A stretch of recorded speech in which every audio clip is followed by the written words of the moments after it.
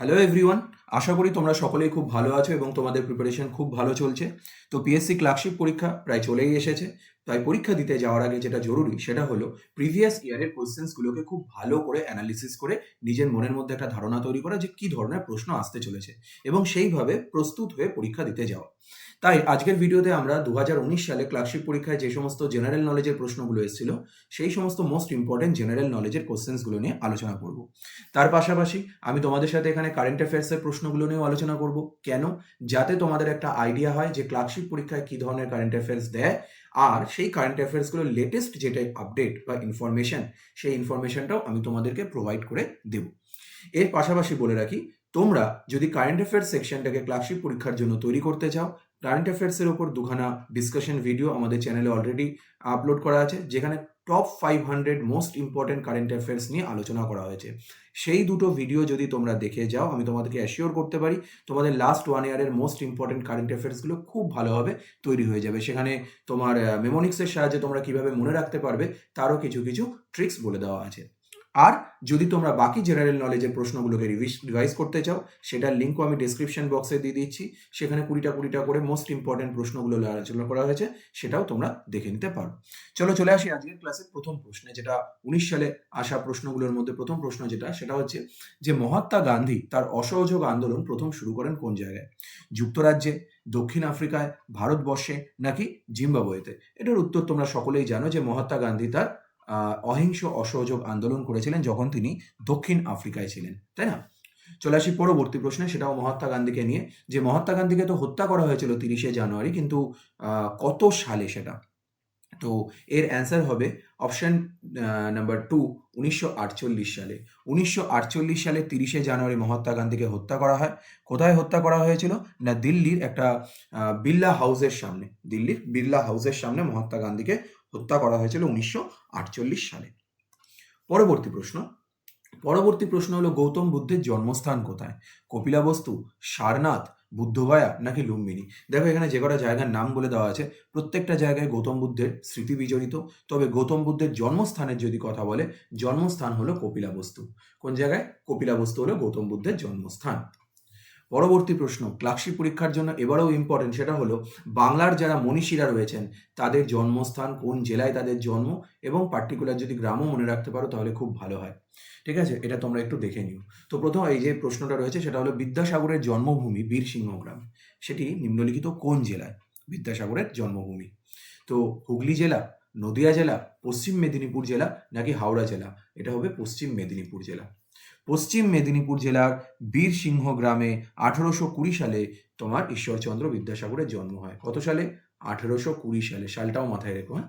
1820 সালে ঈশ্বরচন্দ্র বিদ্যাসাগরের জন্ম হয়। ঠিক আছে? আচ্ছা, চলে আসি পরের প্রশ্নে আমরা। পলাশির যুদ্ধ হয়েছিল কোন সালে? এটা সবাই পারবে। পলাশির যুদ্ধ হয়েছিল 1757 সালে। 1757 সালে হয়েছিল পলাশির যুদ্ধ। পরবর্তী প্রশ্ন, নিম্নলিখিত কোন জায়গায় ক্ষুদিরাম বসুকে ফাঁসি দেওয়া হয়েছিল? Option A Medinipur, option number 2 Dum Dum central jail, option 3 Muzaffarpur নাকি অপশন 4 প্রেসিডেন্সি জেলা কলকাতা? কোন জায়গায় ক্ষুদিরাম বসুকে ফাঁসি দেওয়া হয়েছিল? তো ক্ষুদিরাম বসুকে ফাঁসি দেওয়া হয়েছিল মুজাফফরপুরে। মুজাফফরপুরে ফাঁসি দেওয়া হয়েছিল 1908 সালের 11ই আগস্ট। কত? 1908 সালের 11ই আগস্ট। এই দিন ক্ষুদিরাম বসুকে ফাঁসি দেওয়া হয় মুজাফফরপুরে। পরবর্তী প্রশ্নে চলে আসি। নিম্ন বর্ণিত নদীগুলোর মধ্যে কোন নদী ভারত বাংলাদেশ সীমা অতিক্রম করে না? জিজ্ঞাসা করেছে। গঙ্গা, তিস্তা, আত্রি নাকি দামোদর? তো এর উত্তর হবে অপশন নাম্বার 4 দামোদর। দামোদর নদী কিন্তু পশ্চিমবঙ্গ আর ঝাড়খণ্ডের মধ্যে দিয়ে গেছে, এটি কিন্তু তোমার আমাদের বাংলাদেশের সীমানা অতিক্রম করেনি। ঠিক আছে, চল পরের প্রশ্ন দেখা যাক। পশ্চিমবঙ্গে কতগুলো জেলা আছে? 21টি, 19টি, 24টি নাকি 22টি? সঠিক উত্তর কোনটা? সঠিক উত্তর এগুলোর মধ্যে একটাও না। কতগুলো জেলা আছে পশ্চিমবঙ্গে? পশ্চিমবঙ্গে বর্তমানে 23টা জেলা আছে। মাথায় রাখবে, কতগুলো জেলা আছে পশ্চিমবঙ্গে? 23টা জেলা। যদিও 7টা নতুন জেলা গঠনের প্রস্তাবনা একটা রাজ্য সরকার ভাবনা চিন্তা এনেছিল, কিন্তু সেটা এখনো এক্সিকিউট হয়নি। তো আমরা মাথায় রাখবো পশ্চিমবঙ্গে কতগুলো জেলা আছে? 23টা জেলা আছে। পরবর্তী প্রশ্নে চলে আসো। দেখো ফিজি রাষ্ট্রটির অবস্থান কোথায়? এশিয়া প্রশান্ত মহাসাগরীয় অঞ্চল, তোমার উত্তর আমেরিকায়, উত্তর আটলান্টিক অঞ্চলে নাকি দক্ষিণ আমেরিকায়? তো ফিজি রাষ্ট্রের অবস্থান হচ্ছে এশিয়া প্রশান্ত মহাসাগরীয় অঞ্চলে। কোন জায়গায়? এশিয়া প্রশান্ত মহাসাগরীয় অঞ্চলে। এটি একটি দ্বীপ যেটা প্রশান্ত মহাসাগরে অবস্থিত। পরবর্তী প্রশ্ন, নিম্নলিখিতগুলির মধ্যে কোনটি ইউনিয়ন টেরিটরি নয়? চণ্ডীগড়, পন্ডিচেরি বা পুদুচেরি, আন্দামান নিকোবর দ্বীপপুঞ্জ নাকি ত্রিপুরা? তো তোমরা জানো ত্রিপুরা। ত্রিপুরা একটি রাজ্য। ত্রিপুরা একটি রাজ্য। কত সালে ত্রিপুরা রাজ্যের মর্যাদা পায় বা স্টেটহুড পায়? 1972 সালে ত্রিপুরা রাজ্যের মর্যাদা পায় বা স্টেটহুড পায়। তো ত্রিপুরা ভারতের একটি অঙ্গরাজ্য। নেক্সট কোয়েশ্চেন, সংবিধানের 370 ধারার অবলুপ্তির জন্য নিম্নলিখিত কোন রাজ্যের সাংবিধানিক বিশেষ মর্যাদা ক্ষুণ্ণ হয়েছে? ধারা 370 বা আর্টিকেল 370 এটাকে সরানোতে কোন রাজ্যের তোমার বিশেষ মর্যাদা ক্ষুণ্ণ হয়েছে? সেটা হলো জম্মু এবং কাশ্মীর। জম্মু এবং কাশ্মীর। ঠিক আছে, মাথায় রাখবে জম্মু এবং কাশ্মীর। চলে আসো পরের প্রশ্নে, লোকসভায় আসন সংখ্যা কত? 540টি, 545টি, 543টি নাকি 550টি? তো লোকসভায় আসন সংখ্যা হলো 545টি। কতগুলো আসন আছে লোকসভায়? 545টি। ঠিক আছে, মাথায় রাখবে লোকসভায় 545টি আসন রয়েছে। আচ্ছা, টোটাল কতজন তোমার প্রতিনিধিত্ব করতে পারে লোকসভায়? সেটা হলো, সেই সংখ্যাটা হলো ম্যাক্সিমাম 550। কিছু আসন সংরক্ষিত থাকে, এই যেমন আগে 2টো আসন সংরক্ষিত থাকতো অ্যাংলো ইন্ডিয়ানদের জন্য, তবে সেটি বর্তমানে বন্ধ করে দেওয়া হয়েছে। কততম সংবিধান সংশোধনের মাধ্যমে? 104তম সংবিধান সংশোধনের মাধ্যমে এটিকে বন্ধ করে দেওয়া হয়েছে। এখন আর কিন্তু অ্যাংলো ইন্ডিয়ানদের জন্য কোনো রকম সংরক্ষণ থাকে না। পরবর্তী প্রশ্ন, ভারত বাংলাদেশ সীমান্তে ভারতের দিকে প্রহরায় মোতায়েন রয়েছে কারা? ভারতীয় সেনাবাহিনী, বিএসএফ, সিআরপিএফ নাকি ইন্ডো টিবেটিয়ান বর্ডার পুলিশ? তো কোনটি হবে এটির উত্তর হবে বর্ডার সিকিউরিটি ফোর্স বা বিএসএফ। বর্ডার সিকিউরিটি ফোর্স বা বিএসএফ। বিএসএফ ভারত বাংলাদেশের সীমানা পাহারা দেয়। তো তোমাদের এখানে কতগুলো তথ্য দিয়ে রাখি। ধরো আমাদের ভারতের সঙ্গে তোমার নেপাল এবং ভুটান এই বর্ডারটি পাহারা দেয় হচ্ছে আমাদের এসএসবি, সশস্ত্র সীমা বল। ওকে, নেপাল ভুটান হয়ে গেল। আচ্ছা, এরপর আসি চীন, এটা হলো নেপাল ভুটান। চীনের সঙ্গে বর্ডার পাহারা দেয় কে? চীনের সঙ্গে বর্ডার পাহারা দেয় ইন্ডো টিবেটিয়ান বর্ডার পুলিশ বা আইটিবিপি। ওকে, পাকিস্তানের সঙ্গে বর্ডার পাহারা দেয় কে? পাকিস্তানের সঙ্গে বর্ডার পাহারা দেয় আর্মি প্লাস বিএসএফ, দুজনে মিলে বর্ডার পাহারা দেয়। ঠিক আছে, বাংলাদেশের সঙ্গে বর্ডার পাহারা দেয় কারা ভারতবর্ষের? বাংলাদেশের সঙ্গে বর্ডার পাহারা দেয় অনলি বিএসএফ। আর বাকি যেটা ভারতবর্ষের উপকূল অঞ্চল রয়েছে, সেই উপকূল অঞ্চলের বর্ডার পাহারা দেয় কোস্ট গার্ড। ঠিক আছে, ও কোস্ট গার্ড ভারতের উপকূল অঞ্চলের বর্ডার পাহারা দেয়। চলে আসি পরবর্তী প্রশ্নে। জয়দীপ মুখার্জি কোন খেলায় ভারতীয় দলে খেলেছিলেন? জয়দীপ মুখার্জি কোন খেলায় ভারতীয় দলে খেলেছিলেন? Option A tennis, option B badminton, then football নাকি ক্রিকেট? কোনটাতে জয়দীপ মুখার্জি ভারতের হয়ে খেলেছিলেন? কোনটা হবে? এটার উত্তর হবে টেনিস। জয়দীপ মুখার্জি একজন টেনিস প্লেয়ার। নিম্নলিখিত রাষ্ট্রগুলোর মধ্যে কোনটি সার্কের সদস্য নয়? বাংলাদেশ, মায়ানমার, শ্রীলঙ্কা নাকি নেপাল? দেখো জিজ্ঞেস করেছে সার্কের সদস্য নয় কে। তো সার্কের সদস্য নয় মায়ানমার। মায়ানমার কিন্তু সার্ক কান্ট্রিগুলোর মধ্যে পড়ে না। বাকি বাংলাদেশ, শ্রীলঙ্কা, নেপাল এরা সবাই সার্ক কান্ট্রিগুলোর মধ্যে পড়ে। কমেন্ট বক্সে লিখে জানাও সার্কের হেডকোয়ার্টার কোথায়। পরবর্তী প্রশ্ন, নিম্নলিখিত দেশগুলোর মধ্যে কোনটি স্বাধীন দেশ নয়? স্বাধীন মানে ইন্ডিভিজুয়াল কোনো একটা কান্ট্রি নয়। অস্ট্রেলিয়া, স্কটল্যান্ড, বেলজিয়াম নাকি স্পেন? তো এখানে যে কটি দেশ আছে তার মধ্যে স্কটল্যান্ড কিন্তু স্বাধীন দেশ নয়। স্কটল্যান্ড তোমার গ্রেট ব্রিটেনের আন্ডারে পড়ে। ইংল্যান্ড এবং স্কটল্যান্ড, ঠিক আছে, এবং আয়ারল্যান্ড এরা মিলে গ্রেট ব্রিটেন তৈরি করেছে, তাই তো? চলো পরবর্তী প্রশ্নে চলে আসি। বর্তমানে তোমার চীনে হংকং ছাড়া আর কতগুলি সার্ক অর্থাৎ স্পেশাল অ্যাডমিনিস্ট্রেটিভ রিজন রয়েছে? স্পেশাল অ্যাডমিনিস্ট্রেটিভ রিজন কতগুলো রয়েছে? সার্ক মানে যেগুলো তোমার বলে দিয়েছি, স্পেশাল অ্যাডমিনিস্ট্রেটিভ রিজন রয়েছে। এখানে জিজ্ঞেস করেছে হংকং ছাড়া রয়েছে আর একটা। তো উত্তর হবে একটি। টোটাল দুটো রয়েছে, ঠিক আছে, টোটাল দুটো। একটা হলো হংকং আর একটা হলো ম্যাকাও। একটা হলো হংকং আর একটা হলো ম্যাকাও। এরা দুজন মিলে তো টোটাল চীনে দুটো স্পেশাল অ্যাডমিনিস্ট্রেটিভ রিজন রয়েছে। পরবর্তী প্রশ্নে চলে আসি।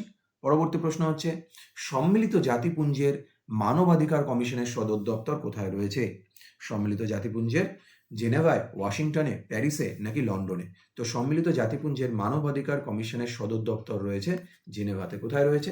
জেনেভাতে। ঠিক আছে, পরবর্তী প্রশ্ন দেখো। পরবর্তী প্রশ্ন হচ্ছে ভারতের রাষ্ট্রপতি হওয়ার আগে প্রণব মুখোপাধ্যায় নিম্নলিখিত কোন মন্ত্রকের দায়িত্বে কখনো ছিলেন না?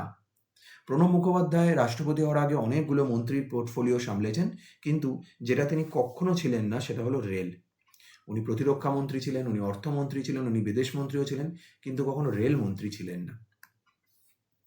প্রথম এশিয়ান গেমস ক্রীড়া প্রতিযোগিতা যে শহরে হয়েছিল সেটি কোনটি? এশিয়ান গেমস যখন শুরু হয় অর্থাৎ 1951 সালে প্রথম কোথায় হয়েছিল? প্রথম ভারতে হয়েছিল। আর ভারতের কোথায়? নিউ দিল্লিতে হয়েছিল এশিয়ান গেমস প্রথম। কোথায় হয়েছিল? নিউ দিল্লিতে। পরবর্তী প্রশ্ন দেখো, দ্য থার্ড পিলার বইটির লেখক কে? দ্য থার্ড পিলার বইটির লেখক কে? থার্ড পিলার বইটির লেখক হলেন আমাদের রঘুরাম রাজন। ইনি কে ছিলেন? ইনি x RBI governor. X RBI governor. Amartya সেনের যদি একটি বইয়ের কথা বলি সেটা হলো আর্গুমেন্টিভ ইন্ডিয়ান, ইম্পর্টেন্ট বই আর্গুমেন্টিভ ইন্ডিয়ান। ঠিক আছে, আর তারপর তোমার পদ্মা দেশাইয়ের যদি একটা বইয়ের কথা বলি work without wages, work without wages, এটি একটি পদ্মা দেশাইয়ের বই। আর জগদীশ ভাগবতীর একটা বই যদি বলি ইনডিফারেন্স অফ গ্লোবালাইজেশন। এগুলো মাথায় রাখতে পারো, তবে অমর্ত্য সেনের বইটা এবং রঘুরাম রাজনের বইটা অবশ্যই মাথায় রেখো। থার্ড পিলার রঘুরাম রাজনের লেখা বই। বুকস অ্যান্ড অথার্স, আবারও বলে দিই বুকস অ্যান্ড অথার্সের ব্যাপারে, যে যদি তোমরা জানতে চাও বুকস অ্যান্ড অথার্স বলো, রিসেন্ট অ্যাপয়েন্টমেন্ট বলো, যা কিছু ক্লার্কশিপে কারেন্ট অ্যাফেয়ার্স যেখান থেকে আসতে পারে, ইনক্লুডিং স্পোর্টস, ডিফেন্স, সব কিছু, সমস্ত কিছু নিয়ে কিন্তু আমি 500টা most important current affairs upload করে দিয়েছি। তোমরা দেখে নিলে বুঝতে পারবে সেখানে কোয়ালিটি কোশ্চেন্সগুলোকে রাখা হয়েছে, এবং সেখান থেকে কিন্তু তোমাদের পরীক্ষায় যদি তোমরা ওগুলোকে প্রিপেয়ার করে যাও যথেষ্ট কনফিডেন্সের সাথে প্রশ্নগুলোকে উত্তর করতে পারবে। দেখো পরের প্রশ্ন, দালাই লামার বাসস্থান কোথায়? মুসৌরি, তারপর রুমটেক মঠে, তাইওয়াং নাকি ম্যাকলিওডগঞ্জ ধর্মশালা? তো উত্তর হবে একদম লাস্টেরটাই, ম্যাকলিওডগঞ্জ ধর্মশালা। এই জায়গায় দালাই লামার বাসস্থান। পরবর্তী প্রশ্ন, বালাকট, এটা বালাকোট হবে, এটি বালাকোট হবে। বালাকোট জায়গাটির অবস্থান কোথায়? ভারতের উত্তর পূর্বে, পাকিস্তানের উত্তর পশ্চিমে, আফগানিস্তানে নাকি ইরান আফগানিস্তান সীমান্তে? এটা তোমরা জানো বালাকোটের অবস্থান কোথায়। বালাকোটের অবস্থান হচ্ছে পাকিস্তানের উত্তর পশ্চিমে, পাকিস্তানের উত্তর পশ্চিমে। পরবর্তী প্রশ্ন, নিম্নোক্ত ব্যক্তিদের মধ্যে কে একজন প্রসিদ্ধ ভাস্কর নন? ঠিক আছে, option A Jogen Chowdhury, option 2 Nandalal Bose, option 3 Ramkinkar Baij, নাকি অপশন ডি তারাশঙ্কর বন্দ্যোপাধ্যায়? তো এটি হবে তারাশঙ্কর বন্দ্যোপাধ্যায়, কারণ উনি রাইটার ছিলেন, উনি তো ভাস্কর্য তৈরি করেননি, উনি একজন রাইটার ছিলেন তারাশঙ্কর বন্দ্যোপাধ্যায়। পরবর্তী প্রশ্ন দেখো, পরিবেশ সংরক্ষণের জন্য কোন ধরনের ব্যাগের ব্যবহার নিষিদ্ধ করার কথা ভাবা হচ্ছে? অবভিয়াসলি পরিবেশ সংরক্ষণের জন্য কোন ধরনের ব্যাগের ব্যবহার নিষিদ্ধ করতে হবে? প্লাস্টিকের ব্যাগ নিষিদ্ধ করতে হবে, তাই না? প্লাস্টিকের ব্যাগ নিষিদ্ধ করতে হবে পরিবেশ সংরক্ষণ করতে হলে। পরবর্তী প্রশ্ন, রাফেল চুক্তির মাধ্যমে ভারত সরকার যা কিনবে তা হল, রাফেল চুক্তি কার সঙ্গে হয়েছে ভারত সরকারের? ভারত এবং ফ্রান্সের মধ্যে হয়েছিল, ভারত এবং ফ্রান্সের মধ্যে হয়েছে রাফেল চুক্তি, তাই না? এবং এই রাফেল চুক্তির মাধ্যমে ভারত কি কিনবে? যুদ্ধ বিমান কিনবে, যুদ্ধ বিমান, তাই তো? দেখো পরবর্তী প্রশ্ন, পরবর্তী প্রশ্ন হচ্ছে যে নিম্নলিখিত ব্যক্তিদের মধ্যে কে মুষ্টি যোদ্ধা? এখানে যাদের নাম বলা হয়েছে দিব্যেন্দু, চাঁদরাম, দীপা কর্মকার নাকি মঞ্জু রানী? মঞ্জু রানী হচ্ছেন একজন মুষ্টিযোদ্ধা, মঞ্জু রানী একজন মুষ্টিযোদ্ধা। যে দেশ থেকে S-400 ক্ষেপণাস্ত্র কেনা হচ্ছে সেটি হলো, কোন দেশ থেকে S-400 ক্ষেপণাস্ত্র কিনছে ভারত? সুইডেন, ব্রিটেন, রাশিয়া নাকি আমেরিকা? তো এটির উত্তর হবে রাশিয়া থেকে, রাশিয়া থেকে ভারত S-400 ক্ষেপণাস্ত্র কিনছে। দেখেছো, তাহলে একটা জিনিস বোঝা গেল যে S-400 বলো বা এর আগে যে প্রশ্নটা ছিল সেটা হচ্ছে রাফেল চুক্তি, ডিফেন্স থেকেও কিন্তু ক্লার্কশিপ পরীক্ষায় প্রশ্ন দেয়, তাই ডিফেন্স রিলেটেড কারেন্ট অ্যাফেয়ার্সগুলোকেও কিন্তু আমি কভার করে দিয়েছি, ভালো করে দেখে যাবে। এবং তোমরা যে কোনো স্যারের কাছেই পড়ো না কেন বা তোমাদের নিজস্ব নোট হোক না কেন, আমি তোমাদেরকে একটাই রিকোয়েস্ট করবো, এই টপিকগুলোকে কিন্তু স্কিপ করবে না, এই টপিকগুলোকে একবার অবশ্যই রিভাইজ করে যাবে। নিম্নলিখিত ব্যক্তিদের মধ্যে ঠিক কোন ব্যক্তির পরে ডোনাল্ড ট্রাম্প মার্কিন যুক্তরাষ্ট্রের প্রেসিডেন্ট হয়েছিলেন? দেখো ডোনাল্ড ট্রাম্প রিসেন্ট আবার ক্ষমতায় এসেছেন, এটাও তোমরা জানো, কিন্তু এর আগেও উনি একবার প্রেসিডেন্ট ছিলেন, সেটাও তোমরা জানো। তো ডোনাল্ড ট্রাম্প কার পরিবর্তে প্রেসিডেন্ট হয়েছিলেন বারাক ওবামা। বারাক ওবামাকে পরাজিত করে, মানে বারাক ওবামার বদলে উনি, পরাজিত করে নয়, বারাক ওবামার বদলে উনি প্রেসিডেন্ট হয়েছিলেন। এখন তারপর ডোনাল্ড ট্রাম্পের পরে আরও একজন প্রেসিডেন্ট হয়েছেন এবং তারপর আবার ডোনাল্ড ট্রাম্প বর্তমানে ক্ষমতায় এসেছেন। তো কাকে ক্ষমতাচ্যুত করে ডোনাল্ড ট্রাম্প তোমার ক্ষমতায় এসেছেন এবং ডোনাল্ড ট্রাম্প কোন পার্টি থেকে বিলং করে, এটা তোমরা কমেন্ট বক্সে লিখে জানাও। চলো আরও একটা প্রশ্ন করবো তোমাদেরকে, সেটা হলো এই যে প্রশ্নটা দেখতে পাচ্ছ, ফরাসি ইন্টারন্যাশনাল ইয়ে থেকে দিয়েছে, পরে ফরাসি দেশের বর্তমান রাষ্ট্রপতির নাম কি? তো বিভিন্ন দেশগুলো যেগুলো বিদেশের দেশ, এখানকার খুব ডিপের কারেন্ট অ্যাফেয়ার্স না দিলেও অন্তত তাদের নবনিযুক্ত রাষ্ট্রপতিদের নাম, এগুলো তোমরা কারেন্ট অ্যাফেয়ার্সে কিন্তু এক্সপেক্ট করতেই পারো ক্লাসশিপে। যেমন এই দেখো, একটু আগে ডোনাল্ড ট্রাম্পের ব্যাপারে জিজ্ঞাসা করেছিল, এখানে জিজ্ঞাসা করছে ফরাসি দেশের বর্তমান রাষ্ট্রপতির নাম কি। যদিও সেবার এটার উত্তর ইমানুয়েল ম্যাক্রন ছিল, বর্তমান উত্তরটা কিন্তু আলাদা, কারণ ইমানুয়েল ম্যাক্রন এখন আর নেই, ফ্রান্সের প্রেসিডেন্ট পাল্টে গেছেন। তোমরা আমাকে লিখে জানাও দেখি কীরকম পারো যে ফ্রান্সের বর্তমান প্রেসিডেন্টের নাম কি। চলো পরবর্তী প্রশ্ন, লিওনেল মেসি কোন দেশের নাগরিক? অবভিয়াসলি তোমরা সবাই জানো লিওনেল মেসি আর্জেন্টিনার নাগরিক। কোথাকার নাগরিক? আর্জেন্টিনার নাগরিক। চলে আসি পরবর্তী প্রশ্নে, 2019 সালে সাংবাদিকতায় ম্যাগসেসে পুরস্কার কে পেয়েছেন? অর্থাৎ র্যামন ম্যাগসেসে অ্যাওয়ার্ডের কথা বলছে। স্বপন দাশগুপ্ত, রবিশ কুমার, অর্ণব গোস্বামী নাকি রবীন্দ্র কুমার? তো 2019 সালে রবিশ কুমার পেয়েছিলেন সাংবাদিকতায় তোমার র্যামন ম্যাগসেসে পুরস্কার। ঠিক আছে, মাথায় রাখবে। এর পরবর্তী প্রশ্ন, যে 2019 সালে সাহিত্যে নোবেল পুরস্কার কোন ব্যক্তিকে দেওয়া হয়েছে? দেখো নোবেল নিয়েও বলি, নোবেল পুরস্কার ভেরি ইম্পর্টেন্ট। দেখো নোবেল, ম্যাগসেসে, এই যে রিসেন্ট পুরস্কারগুলো, হ্যাঁ, এগুলোর থেকে কিন্তু প্রশ্ন দেয়। এর মধ্যে ম্যাগসেসে পুরস্কারের কথা যদি বলি, ম্যাগসেসে অতটা দেয় না, বিকজ আগের বার দিয়েছিল একজন ভারতীয় পেয়েছিল, রবিশ কুমার। বাট নোবেল পুরস্কারটা কিন্তু তোমরা যে কেউই পাক না কেন নোবেল পুরস্কারটা কিন্তু দিতে পারে। এখন কথা হচ্ছে যে 2019 সালে সাহিত্যে নোবেল পুরস্কার কে পেয়েছিলেন? 2019 সালে পেয়েছিলেন পিটার হ্যাঙ্কে। বাট এটা তো আর এখন গুরুত্বপূর্ণ নয়, গুরুত্বপূর্ণ হচ্ছে আমাদের পরীক্ষায় কোনটা দেবে। আমাদের পরীক্ষায় বড় জোর যেটা দিতে পারে সেটা হলো 2023। 2024 রিসেন্টলি পাবলিশড হয়েছে, আশা করি দেবে না। তো তোমরা 2023-এর নোবেল পুরস্কার যারা উইনার বা বিজেতা তাদের নামগুলো একটু পড়ে যাও। কে পেয়েছে 2023 সালে নোবেল পুরস্কার সাহিত্যে? জন ফসে। জন ফসে 2023 সালে তোমার সাহিত্যে নোবেল পেয়েছেন। এখানে আরও একটা কথা বলে রাখি, বাকি যারা নোবেল পুরস্কার পেয়েছেন মেনে নাও ফিজিক্সে, কেমিস্ট্রিতে, বায়োলজিতে, হ্যাঁ, তোমার ইকোনমিক্সে যেমন ক্লডিয়া গোল্ডিন পেয়েছে, তোমার আরও যারা অন্য অন্য বিভাগগুলোতে হ্যাঁ পেয়েছেন নোবেল পুরস্কার, তাদের নামগুলো কারেন্ট অ্যাফেয়ার্স সিরিজের সেকেন্ড পর্বে আমি তোমাদের হিন্টসের সাথে সাথে বুঝিয়ে দিয়েছি বা তোমার মনে করানোর চেষ্টা করেছি। যদি তোমরা একবার দেখে নাও, আমি তোমাদের অ্যাসিওর করতে পারি ওই নামগুলো তোমরা পরীক্ষা অবধি কোনো মতে ভুলতে চাইলেও ভুলতে পারবে না। ঠিক আছে, তোমাদের মনে থাকবেই থাকবে। একবার তোমরা দেখে নিও যে কারা কারা নোবেল পুরস্কার পেয়েছেন কোন কোন বিভাগে। পরবর্তী প্রশ্ন দেখো, পরবর্তী প্রশ্ন হচ্ছে, নিম্নে উল্লিখিত দেশগুলির মধ্যে কোন দেশটি 2019-এ ক্রিকেট ওয়ার্ল্ড কাপ জয় করেছে? আবার সেই 2019-এর ক্রিকেট ওয়ার্ল্ড কাপ, পুরোনো কারেন্ট অ্যাফেয়ার্স, বাট লেটেস্ট ডেটাটাকেও আমরা আপডেট করে নেব। 2019 সালে ক্রিকেট ওয়ার্ল্ড কাপ কোথায় হয়েছিল? প্রথম কথা হচ্ছে কোথায় হয়েছিল। 2019 সালে ক্রিকেট ওয়ার্ল্ড কাপ লর্ডসে হয়েছিল। ঠিক আছে, আর সেখানে তোমার ইংল্যান্ড বিজয়ী হয়েছিল। বাট যদি আমাকে 2023 সালের কথা বলে, 2023 সালের ওয়ার্ল্ড কাপের কথা বলে, তো 2023 সালের ওয়ার্ল্ড কাপের আয়োজক দেশ ছিল তো ইন্ডিয়া। ঠিক আছে, ইন্ডিয়া অর্গানাইজ করেছিল, কিন্তু জিতেছিল কে আর মানে কি হয়েছিল সেটা তো তোমরা জানো, সে না হয় আমি আর নাই বা বললাম। চলে আসি পরের প্রশ্নে। পরের প্রশ্ন হচ্ছে 2016 সালে অলিম্পিক গেমস যে শহরে অনুষ্ঠিত হয় সেটা হলো। 2016 সালে অলিম্পিক গেম কোন শহরে অনুষ্ঠিত হয়েছিল? এগুলোর মধ্যে London, Moscow, Rio de Janeiro নাকি মেক্সিকো সিটি? কোন জায়গায় 2016 সালে অলিম্পিক গেমস হয়েছিল? তো অলিম্পিক গেমস হয়েছিল 2016-তে রিও ডি জেনেরোতে। আর রিসেন্ট অলিম্পিক গেমস কোথায় হলো?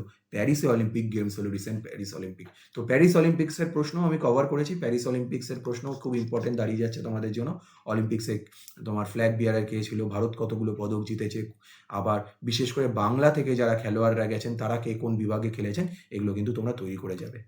ওকে, তারপর বলো, এইটা ইন্টারন্যাশনাল অর্গানাইজেশন থেকে প্রশ্ন, আন্তর্জাতিক অর্থ ভাণ্ডারের বর্তমান সভাপতির নাম কি? আন্তর্জাতিক অর্থ ভাণ্ডারের বর্তমান সভাপতির নাম হচ্ছে ক্রিস্টালিনা জর্জিভা। ক্রিস্টালিনা জর্জিভা, ঠিক আছে, ইনি হচ্ছেন আন্তর্জাতিক অর্থ ভাণ্ডারের বর্তমান সভাপতি। 2019 সালে ইস্টার রবিবারে আত্মঘাতী বোমার বিস্ফোরণ। এটা সেই সময়কার একটা কারেন্ট অ্যাফেয়ার্স। এই সময় তোমার না পড়লেও চলবে। ঘটনাটা তবু বলে রাখি, এটা কলম্বোতে হয়েছিল। হ্যাঁ, এখানে তবে একটা জিনিস দেবো, সেটা হচ্ছে স্ট্যাটিক জিকেতে প্রশ্ন করে ইস্টার কী বারে সেলিব্রেট করা হয়? অনেকে গুড ফ্রাইডের সঙ্গে কনফিউজ হয়ে শুক্রবার লিখে দেয়, বাট ইস্টার রবিবারে পালিত হয়। ইস্টার রবিবারে পালিত হয়, গুড ফ্রাইডে শুক্রবারে পালিত হয়। চলে আসো পরবর্তী প্রশ্নে। 2019 সালে ব্যাডমিন্টন প্রতিযোগিতায় সেরা সম্মান কে লাভ করেন? মানে স্পোর্টস থেকেই কারেন্ট অ্যাফেয়ার্স, হ্যাঁ? 2019 সালে এই সম্মানটি লাভ করেছিলেন পিভি সিন্ধু। পিভি সিন্ধু। পরবর্তী প্রশ্ন, এটাও সেই সময়কার কারেন্ট অ্যাফেয়ার্সের দিক থেকে ইম্পর্টেন্ট ছিল, এখন না পড়লেও চলবে, তাও বলে রাখি। হাউডি মোডি অনুষ্ঠানটা কোন শহরে হয়েছিল? হিউস্টন শহরে হয়েছিল হাউডি মোডি অনুষ্ঠানটি। আর আমাদের আজকের ক্লাসের শেষ প্রশ্ন, সেটা হলো গ্রেটা থুনবার্গ। ইনি মাঝখানে চর্চায় ভীষণ রকম ছিলেন। ইনি কে একজন? ইনি একজন মানবাধিকার কর্মী, অভিনেত্রী, টেনিস খেলোয়াড়, নাকি আবহাওয়া ধ্বংসরোধে সক্রিয় অর্জন কর্মী? ইনি একজন এনভায়রনমেন্টালিস্ট। আবহাওয়া ধ্বংসরোধে সক্রিয় অর্জন কর্মী। ঠিক আছে? ইনি সক্রিয় একজন কর্মী। তো উনি এনভায়রনমেন্টালিস্ট এই হিসেবে মাথায় রাখো। তো এই ছিল আজকের ডিসকাশন। ভিডিওটা ভালো লাগলে অবশ্যই লাইক করবে, চ্যানেলটিকে সাবস্ক্রাইব করবে এবং আমাদের পরবর্তী ভিডিওগুলোর আপডেট পেতে আমাদের তোমার টেলিগ্রাম চ্যানেলে যুক্ত থাকবে। পাশাপাশি আরও একটা জিনিস বলি, আরআরবি এনটিপিসির জন্য আমাদের ফ্রেশ ব্যাচ খুব তাড়াতাড়ি শুরু হতে চলেছে। আমি নিচে অ্যাপ্লিকেশন লিঙ্ক দিয়ে দিচ্ছি। তোমরা যারা যারা ইচ্ছুক সেই বিষয়ে বিশদে জানতে, সেই অ্যাপ্লিকেশনটি ফিল আপ করে পাঠাও। আমি তোমাদের পূর্ণ তোমার কমপ্লিট তথ্য পাঠিয়ে দেবো। ঠিক আছে, ভালো থাকো, প্রিপারেশন চালিয়ে রাখো। দেখা হচ্ছে পরের ভিডিওতে। টাটা।